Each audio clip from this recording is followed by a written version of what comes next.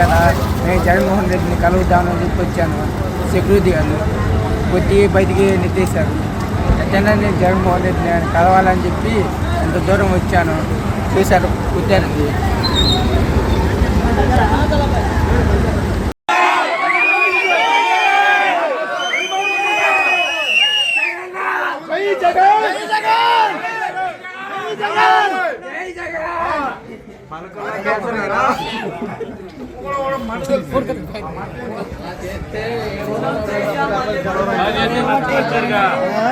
ఇలా చేసే మీరు నష్టపోయాం.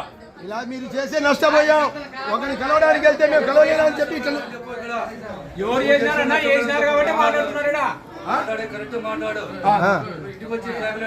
ఇప్పుడు ఫోన్ ఒకరు ఇప్పుడు